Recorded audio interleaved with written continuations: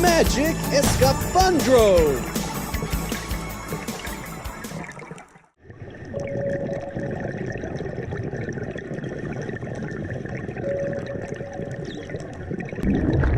I love to go diving when I travel. When I dive, it's like I'm exploring an alien planet. There's a lot of things to see, but you need to know where to look. Now, let's see if I have everything here. My sunglasses, my bucket, my hat, my water bottle, and of course, my diving gear. Where is it? Can't seem to find it. Well, while I'm looking for my diving gear, you can watch this video.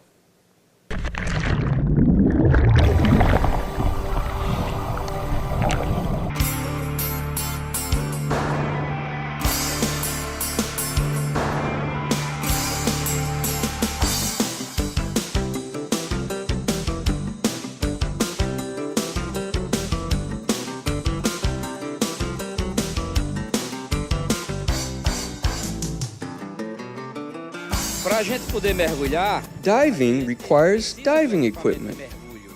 And today we are going to get to know the diving equipment that can be called Escafandro, stand-alone equipment, or scuba.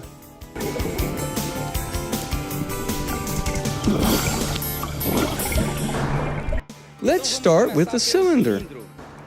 The diving cylinder is this yellow one here, which is where we keep the air to breathe underwater. It is the same air we breathe here on the surface, but it is compressed and put into a cylinder. We connect the buoyancy compensators to the cylinder. The buoyancy compensators look like a school backpack or a winter jacket.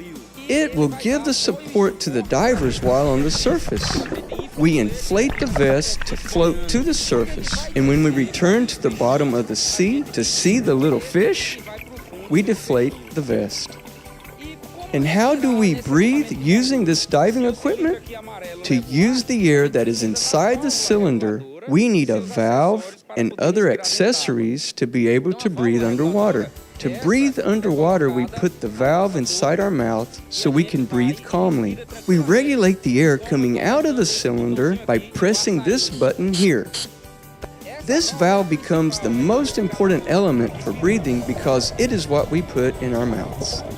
There is also another valve that has a different color to draw our attention, the reserve valve. We can use this other valve, if it is necessary, to provide air for the other diver because we must always dive in pairs. And in case I need extra air, the other diver can also help me because they carry an extra valve. So we both will be safe.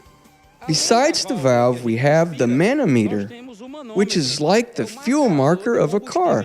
With this gauge, we can know how much air there is inside the cylinder, and so we can know when the air is running out and that it's time to get back to the surface. The time to return to the surface is a very sad time for the diver because we are seeing stingrays, fish, turtles. When the gauge marker is in the red, it is because there is little air and we need to return. Because the diver is disciplined, he returns to the surface even though he is sad to leave the seabed. He returns and begins to prepare for the next dive.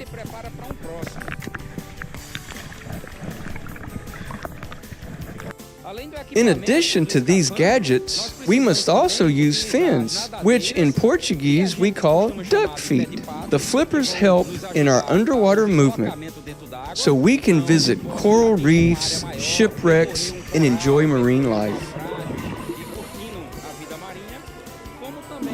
The diving mask helps us see the fish, mollusks, and crustaceans underwater.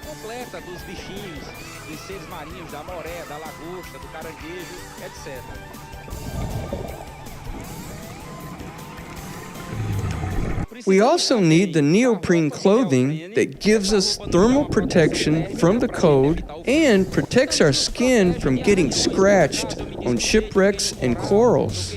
But even though we are wearing protection, we cannot touch the corals It is very important to keep our distance so we can protect them.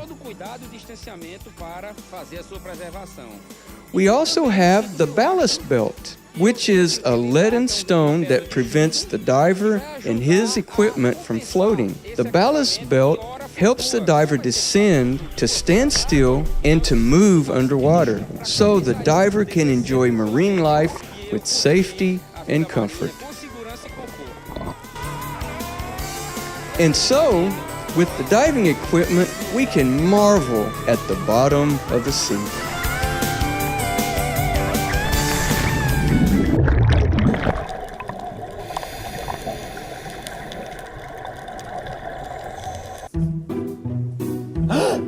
I found it! How could I have not thought of it before?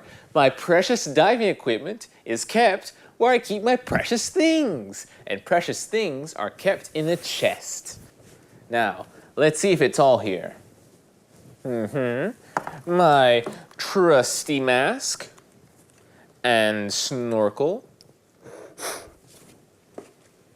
and my flippers.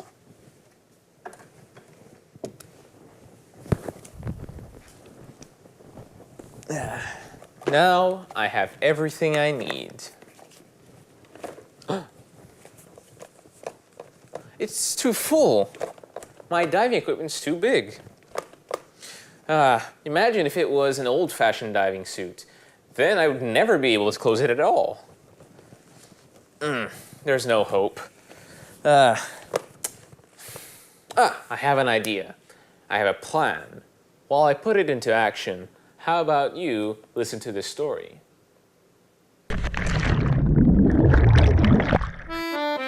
Long ago, the bottom of the sea was even more mysterious than nowadays, and for that reason, many legends and myths arose at that time, like the Kraken, a giant squid with hundreds of tentacles, and which was known to destroy ships, and the mermaid, a beautiful young woman who was half fish that had the power to bewitch sailors and fishermen with their singing. Those legends and myths were created because the people at that time did not have all the technology used for marine exploration that we have today. The equipment for diving has not always been as we know it today. In order to make the search and recovery of artifacts on sunken ships and boats easier, the sailors wore diving bells, which were nothing more than a big bell with a bubble of air inside it, so someone that was inside it could breathe. But the diving bell was not very efficient and was quickly retired because of the high risk to the life of the divers. After the bell, other experiments were done, like a diving machine, the one-man sub, and different types of diving dresses. And in 1837, the German businessman August Sibbe, known as the father of diving, created the Escafandro, which in Greek means man-boat. For more than a century, this suit allowed the exploration of the seas and the claiming of shipwrecked treasures.